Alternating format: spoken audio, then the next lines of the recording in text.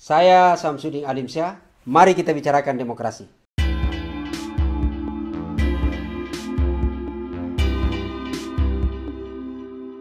Mas Eros, sebagai seorang budayawan, gimana merangkum dari urean-urean percikan-percikan fakta yang sangat memilukan ini? Kalau negara ini demokrasi, sebenarnya tahun skandal-skandal konstitusi ini sudah harus diungkap dengan adanya tim verifikasi, tim fact finding dan sebagainya. Tapi ini dibiarkan begitu saja.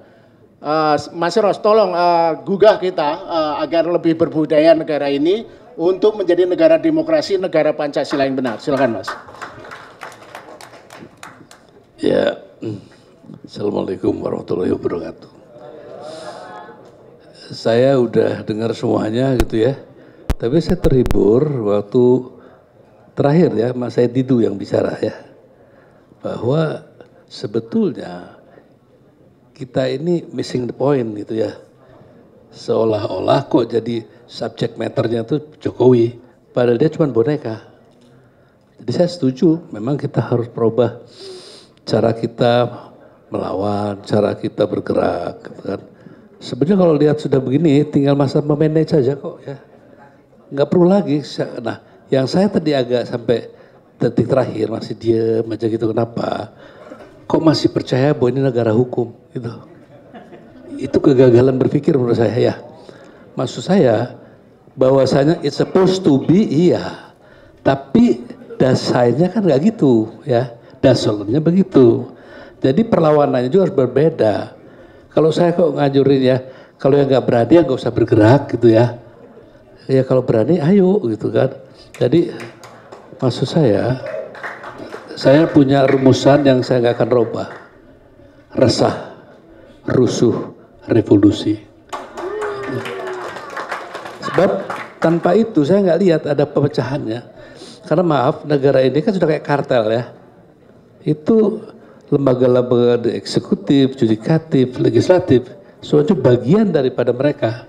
Sehingga kalau kita mengajukan opsi apapun dengan pijakan hukum, kok kayaknya kok naik betul itu ya. Nggak mau realistis. Coba kita sekarang mulai bergerak ya. Coba hajar itu, siapa itu yang para konglomerat yang brengsek itu ya. Coba yuk kita lawan. Suarakan terus menerus.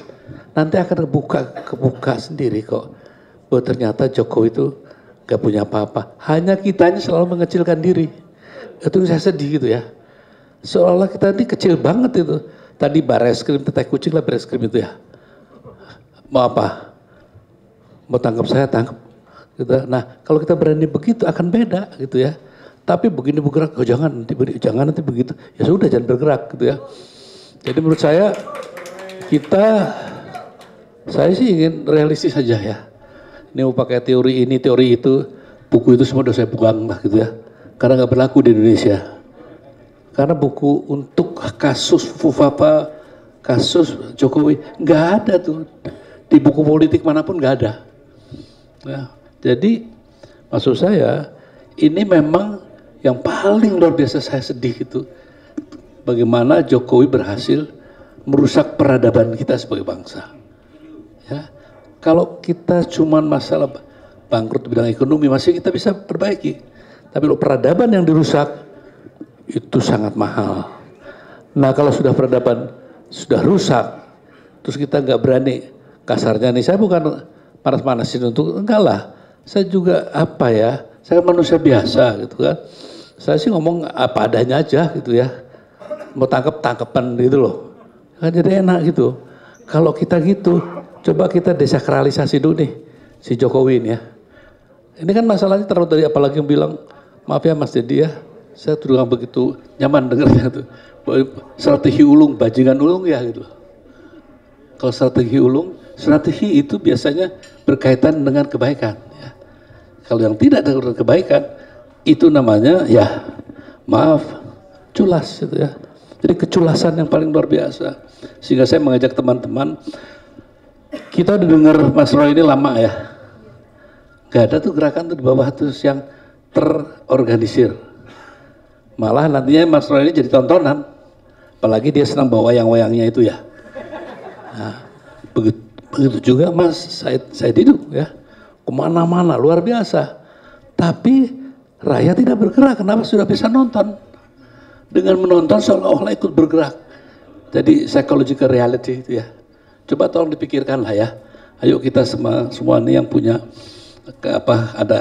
enggak usah, makanya saya juga bilang Mas Marwan, enggak perlu di satu wadah kita.